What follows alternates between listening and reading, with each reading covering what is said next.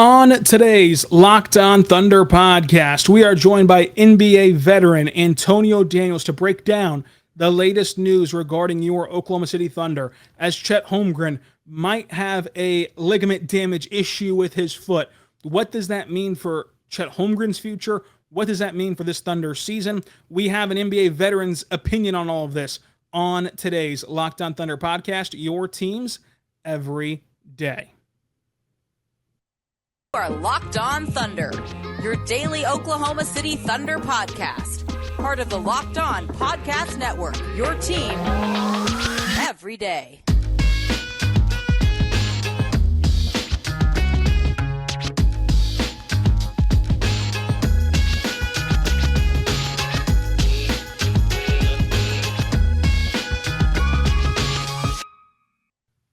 Let's get it going on the Locked On Thunder podcast, a Locked On Podcast Network, your teams every day. I am your host, media member and editor-in-chief over at thunderousintentions.com. Rylan Styles. You can follow me on Twitter at Rylan_Styles. Follow the show on Twitter at LOThunderPod. Email the show, LOThunderPod@gmail.com. On today's show, we are joined by Antonio Daniels, a top 4 pick in the 1997 NBA draft, a 1999 NBA champion, and of course, you remember him as the pre- and post-game analyst for Fox Sports Oklahoma back in his day, now doing that same job for the New Orleans Pelicans as a color analyst now in New Orleans in their game broadcasts. He's awesome. He's joined the podcast before. Now he's here talking about this news regarding Chet Holmgren's injury, which he sustained at the crossover event, a Pro-Am basketball game this weekend in Seattle. Shams Charania of The Athletic put it out there now today that the fear is there is a ligament damage in Chet Holmgren's foot, which we're not sure how long it'll sideline him for. It could be the entire year. It could be 2 or 4 weeks. It could be 6 or 8 months. We just don't know what the timeline is at this moment. But the initial reaction from an NBA veteran who's been there and who has witnessed this from the inside, and his perspective on the burning question around Thunder at Twitter right now: should Chet Holmgren have even played in this pro event? He's going to answer that for you right. Joined by Antonio Daniels, 13-year NBA veteran, 1999 NBA champion, drafted in the top 4, 4th overall by the Grizzlies, former Thunder pre- and post-game host, Antonio Daniels. AD, how you doing? I am blessed, Ryan. How are you, brother? I'm doing good. Glad we can talk again. Glad you're back on the podcast. Now, obviously today the biggest story is Chet Holmgren's injury. There is concern that there's some ligament damage, and we don't know the full extent of it, but kind of what was just your initial reaction to that news out of OKC? I'm going to tell you what's wild, Ryan. The other day on our SiriusXM show, me and my co-host got to talking about Summer League and the pros and cons of playing in Summer League. As a young player, I get it. You know, you want to go out there, you want to show people who may not be that familiar with you what you're about in a different setting. And one of the things that we discussed was this. We talked about the fact that if you are an organization like OKC, if you're an organization like the Orlando Magic with Paolo Banchero, LeBron James, they all played in the crossover, and LeBron also played in the Drew League. As much as you want your players to go out there and perform and have fun in the summertime, this is always in the back of your mind. Right. You know, and this is unfortunate for him. It's unfortunate for Thunder fans. It's unfortunate for the Thunder organization, because the thing that we know, Ryan, feet ain't nothing to play with. Feet ain't nothing to play with. And again, we don't know the extent of Chet's injury, but you can think of Ben Simmons missing his entire rookie season. You can think of Zion Williamson this past year, missed the entire year. You can think of what it did to the careers of Bill Walton, Greg Oden, those, Yao Ming. And again, I am not saying that to this extent. Kevin Durant had this same issue where he broke his foot in OKC. And again, we don't know the extent of the injuries, But you hope that this young man gets healthy sooner rather than later, because with this draft pick, I think, like Sam Presti is known to do with Russell Westbrook, with Serge Ibaka, with Kevin Durant, with Steven Adams, with James Harden, I think he knocked this out the park with drafting Chet Holmgren. Now, I want to kind of discuss with you what you mentioned there about playing in Summer League, playing in the crossover and everything else. From a player perspective, kind of what's the difference in playing in that crossover event, or LeBron in the Drew League? What's the difference in that event versus a private pickup run or a private session with your trainer? Kind of what are the inherent risk of that versus just a private pickup run with other NBA athletes? Well, I don't realistically, I think the biggest difference is the word private. It's the fact that when you go to the Drew League, when you go to the crossover, it's standing room only. When it's standing room only, you want to perform. You know, you're turned up a little bit. Privately, you know how this works. You know how this works. It's human instinct and human nature to want to perform and play a little bit harder when people are watching.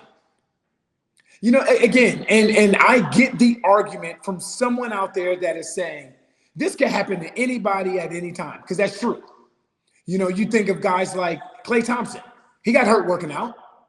Different guys will get hurt working out. That's something. Zion, he got working out. You know what I mean? It happens. It's just unfortunate. It's unfortunate, you know, for Chet. And I'm gonna tell you what bothers me about this, Ryan. Because in talking to people about Chet Holmgren, what they choose to focus on more than anything is his frame. So what this does is it makes people think they're right when they say, "Oh, I told you his body couldn't hold up for an 82-game season," and season hasn't even started yet. And the argument that I have made is there were 5 guys last year whose body held up for an 82-game season. There were 5 guys who played in 82 games. So to say that Chet Holmgren's body won't hold up for an 82-game season, that's not saying much, because in today's NBA, nobody's body holds up for an 82-game season. It's no longer a badge and honor to play in 82 games. You know, so I hate the fact that he is starting off his NBA career with a little bit of adversity. But what I've always been told, Ryan, is there's blessing that lies on the other side of adversity. And hopefully, of course, we don't know the timeline or timetable, but with this 7'1" center body, and you mentioned the foot injuries being a big deal, and you mentioned also needing him to get out there and playing, and wanting him out there playing, you know, whenever the season starts, as soon as you can, and having that developmental time. But how do you balance that? How do you balance the whole, we don't want to mess with foot injuries with the 7'1" guy, but also we don't want to miss out on possible developmental time from our 7'1" rookie? Like, how do you balance those two things this year? The developmental time's not going anywhere. The most important thing now is him being fully healed. There's nothing more important than that. Because when he gets fully healed, the developmental time will still be there. The last thing you want for him as a player, for the organization of the OKC Thunder, and for the community and fan base, is for this to be something that's ongoing because you forced him back. So what you can expect from Sam Presti and the OKC Thunder is to take this slow. And I completely understand it. And I wouldn't fault him one bit, because it's the right thing to do. You want to make sure this young man is 110% healthy before you put him back out there on the floor. Because the last thing you want to do is rush him back, and then he plays 5 or 6 games, and now he's back on the shelf again for another 20, 30 games. You know, so whatever it takes, the developmental time, the developmental process, the reps that he will get when he's healthy, those aren't going anywhere. Now, as a teammate, as a player, whenever this news surfaces of one of your teammates getting hurt, what is that reaction like? What's that kind of just messaging like between your roster of guys whenever one of your teammates goes down? Well, you just reach out to him. You reach out to him. That's all you can do at this time, because it didn't happen during the season where everybody's together and everybody's around. You know, I don't know what OKC's off-season workout look like as far as the team is concerned. I don't know if all the guys are in OKC or not, but The only thing that you can really do for him right now is just reach out for him. And for the time that he's actually out, make him still feel a part of everything that's going on. I think that's one of the worst things that happens sometimes in injuries. Sometimes you can get injured and feel so far removed from the team. And if I'm Chet Holmgren, I'm continuing to learn. This is not a wasted opportunity. You learn two ways. You said it, Ryan. You talk about the reps and the experience. You can also learn through vision. You can also learn guys' tendencies by watching basketball, even when you're not playing basketball. Keeping your eyes on NBA League Pass during games, watching how you can implement yourself into that OKC Thunder offense or defense, because no one understands your skill set better than you know your skill set. So you can learn by playing and experiencing it, or you can also learn through vision. So yes, this is not what Chet Holmgren hoped for, but he needs to find the blessing in this and still find a way to develop, if not physically, still mentally. You mentioned about, there's only a handful of guys that play 82 games nowadays in this modern NBA. Mm-hmm. And now we see the schedule come out and there's less travel per team than ever before. Is that going to raise the level of product that we see night in and night out as fans? I don't think so. It depends on what you mean. Because we've had different discussions because it's almost similar to baseball. When you go somewhere, it's like, okay, let's stay there and knock out these 2 games and go back. What I don't like about that though, Ryan, is let's hypothetically say the OKC Thunder go to, LA, and they play the Lakers and they knock out the Lakers twice in a weekend. That team who OKC is in October won't be that same team in January or February. It will be, think about it. So early in the season, if I'm a Laker fan and I want to see Chet Holmgren play, I'm speaking hypothetically, and he's out, you don't come to LA again.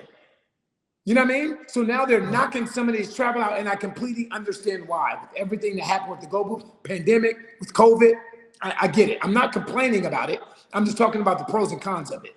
But a lot of times, that team that you see in early October or November is a completely different team that you see later on in the season. Last year in New Orleans, they started out 3-16.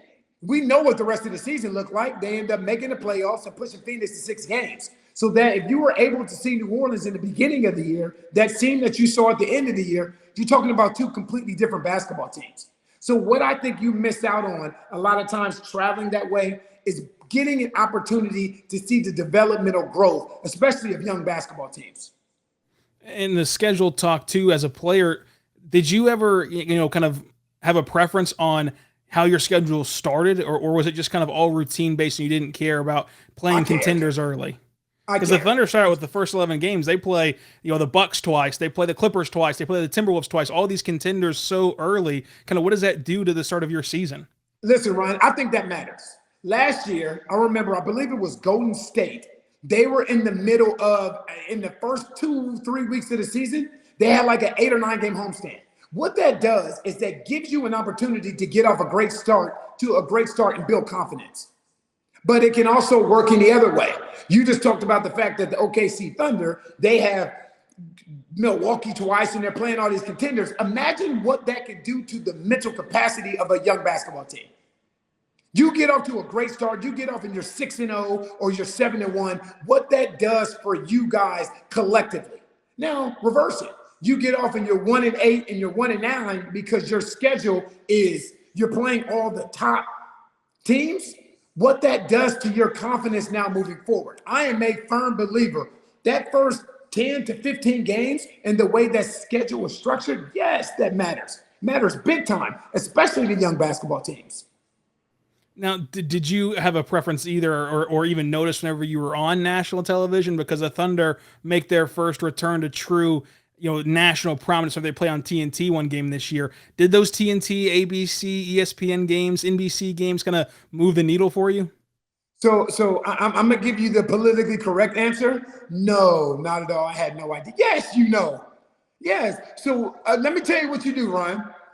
On opening night, on ring night and on opening night, count how many guys don't have a haircut.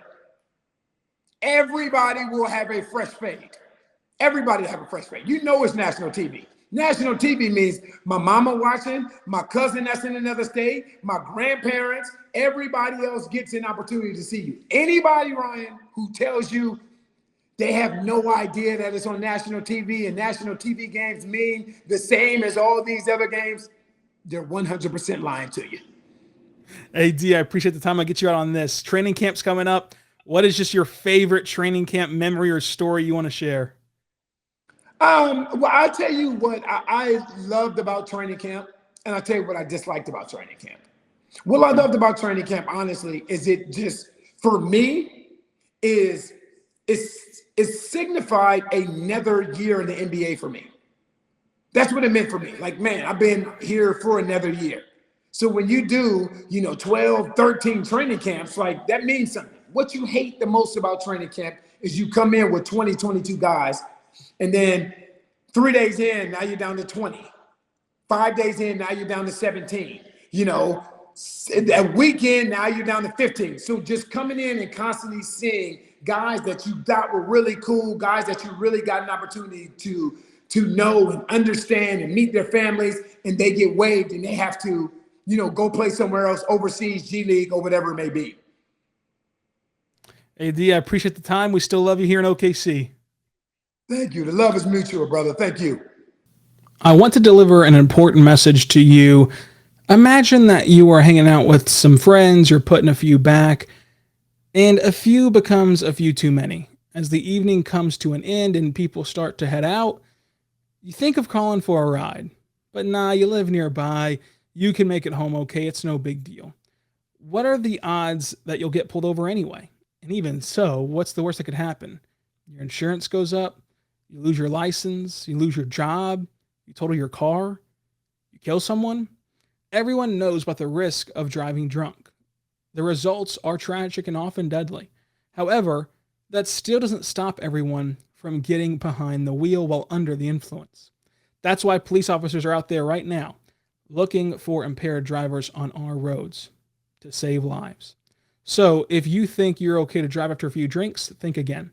Play it safe and plan ahead and get a ride. It only takes a few minutes to make a mistake that can change your life or someone else's forever.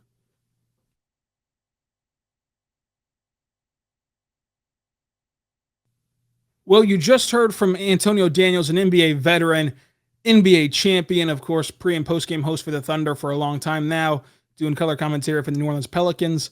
And obviously, he had great insight on what it's like as a player to be in that situation, to have someone go through an injury on your team and kind of be in that spot. I just want to talk about the injury itself.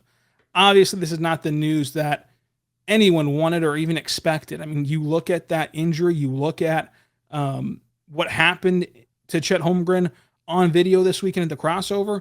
It looked like he landed wrong. We all expected it to be just kind of an ankle sprain, an ankle injury, and nothing more, nothing less. So when it comes out today on Wednesday that Shams puts out from The Athletic that it could be ligament damage, of course, that's when things go haywire a bit.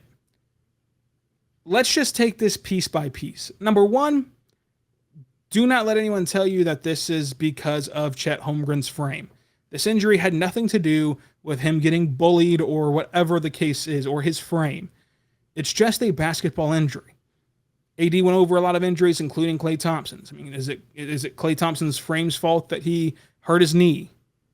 Blake Griffin hurt his knee, did not play his true rookie season, came back the next year, won Rookie of the Year. Since then, multi-time All-Star, multi-time All-NBA, and has had a great career. Zion, mentioned it before with AD. He had injury issues in year two, and throughout his career so far. Ben Simmons missed his rookie season.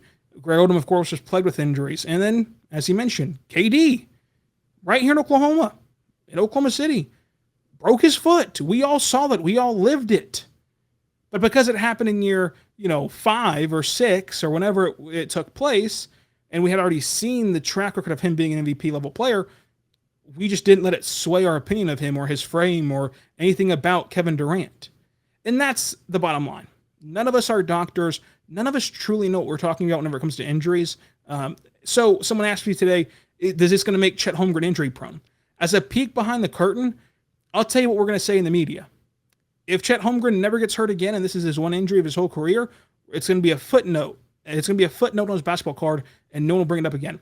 If he gets hurt in 3 years, and even if it's a sprained pinky, people will say he's injury prone because of this injury, even though the two don't correlate whatsoever. We don't know if injuries are drawn back to previous injuries. Doctors do, that the team does, Chet would, but as media, we wouldn't know. So anytime that a guy gets injured multiple times, even if they don't have anything to do with the other injury, we're going to say he's injury prone. That's the little secret behind that whole injury prone tag and the whole issue with that tagline. Now, the whole should he have played at the crossover event? Should he have played in this Pro-Am? Me personally, I get it. It's frustrating and you want to look for somebody to blame. To me, there isn't always going to need to be someone to blame. There doesn't always have to be someone to blame. The bottom line is sometimes guys can just get hurt. Like sometimes guys can just, get hurt in practice or a pickup run. It's not the Thunder's fault for letting him play. It's not Chet Holmgren's fault for wanting to play. It's just bad luck sometimes. There doesn't always have to be a scapegoat or a bad guy in any situation. It's just bad luck. Because LeBron James has played in 2 Pro-Am events. So has Paolo Banchero. They've been lucky enough not to get hurt. Should they have played on that slippery court? No, and that's why they stopped playing on it whenever Chet Holmgren got hurt. But guess who else made the decision to play on it? LeBron James, the best player in the world. Paolo Banchero, and a guy just in the same shoes as Chet Holmgren. So I'm not going to bash the player or the team for allowing this to happen because there's just no reason to. Like the other players did it as well. It's not like any more inherent of a risk than practice or a private run. Sure, as AD mentioned, you might be wanting to show out more and try more and kind of exploding more than you would in a pickup game or a practice. But at the end of the day, this could have happened any time, and I don't blame his want to play basketball on him. That's what these guys do. It's what these guys want to do. You can talk about the structure of the event, the environment, the moist floor, the slippery floor. Talk about all that stuff. But there doesn't need to be an inherent blame on Chet Holmgren or the team. Because believe it or not, people have tried to spin this in 2 ways that are anti-Thunder. The whole frame issue for Chet Holmgren and then the whole tanking narrative. Oh, who cares? The team wants to tank anyway. They kind of sent him out there to tank. That's ridiculous. Now, to that point, the Thunder will not and should not rush him back. And guess what, folks? If the Thunder found a way to get Chet Holmgren while this team was projected to win a title, they still wouldn't rush him back because you're not going to trade 8 more years of Chet Holmgren for this year of Chet Holmgren. You're not going to risk an 8-year run for 20 games instead of 0, or 30 games instead of 20, or 50 games instead of 45. You're just not going to do that. The trade-off is not worth it. So the Thunder should and will long play this. It could be he doesn't play until November. It could be he doesn't play at all. Like, who knows whenever he plays? Who knows when he'll make his debut? But that is not the concern to me. That is not the focus to me. The focus to me is getting Chet Holmgren healthy. And if it takes a year, then it takes a year. But you don't want to put any extra stressors on his body. Forget about the frame. Forget about the easy narrative of, his cylinder frame.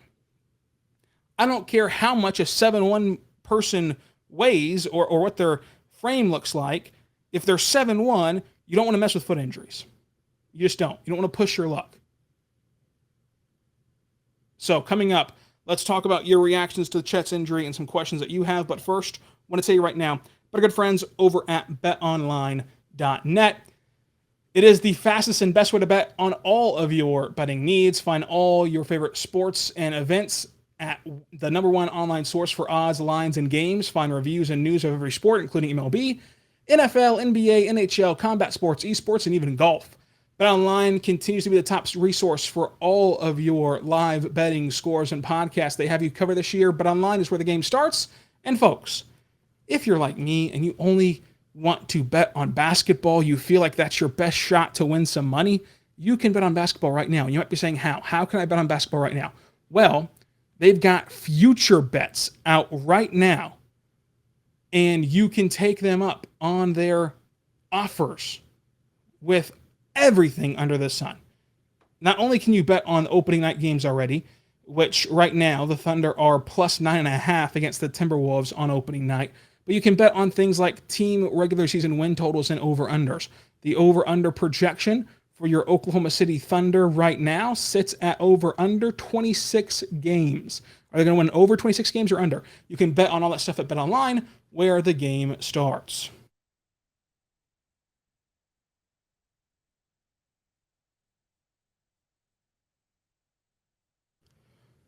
We are back on the Locked On Thunder podcast, on the Locked On Podcast Network, your teams every day. Now, I'm not sure when he'll return to the floor, Chet Holmgren, from this injury. I'm not sure if it'll be this season, if it'll be November, December, January, whenever it'll be, post-All-Star break, pre-All-Star break, whatever the case is. But as AD said, there's more than just playing to get reps. I thought that was a really good insight. Chet Holmgren is a basketball junkie, self-proclaimed basketball junkie. Stays up till 3 a.m. watching basketball. Those mental reps and envisioning himself in what the Thunder want to do, learning the Thunder offense, learning the Thunder defense, learning that terminology. Those are all things that can get him ahead of the curve by the time he can actually step on the floor physically and play a physical basketball game. So like those things still matter. And I really like the point he made about, making somebody feel attached and making somebody feel part of the organization.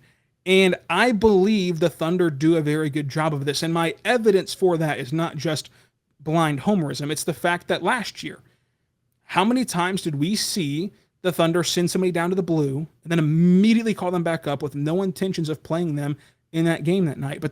But Mark said, word for word, I just want them to be here and feel a part of this team still, even though they went and played with a G League team. It's about keeping them engaged and keeping them together and keeping them within the Thunder environment. So I think that the Thunder will do a great job of that with Chet Holmgren. And the Thunder will do a great job rallying around him also as a team and helping him develop and grow whenever he can't play. And hopefully we'll get to see him play this year. I was really looking forward to it. I know that all of you were really looking forward to it, but we've seen this sort of thing happen before. In terms of the win-loss projection, obviously, that number, that 26 number, is going to change dramatically once we get clarification on how many games or how few games, whichever the case is, that Chet Holmgren will miss.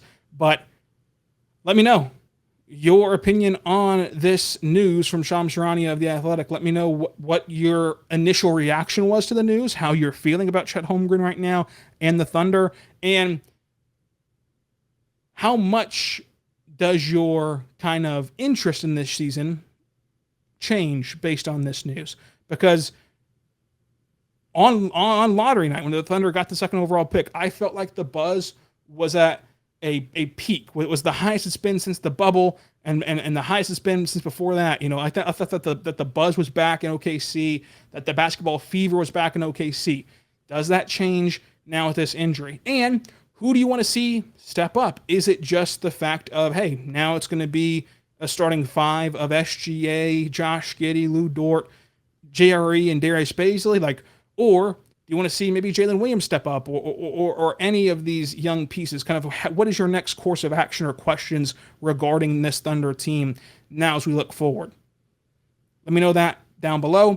We're going to have an entire mailbag episode on tomorrow's show, and then also another show on Friday talking about the schedule and some poll questions that I put out there for you guys. So get your questions in on Twitter, and until tomorrow, be good.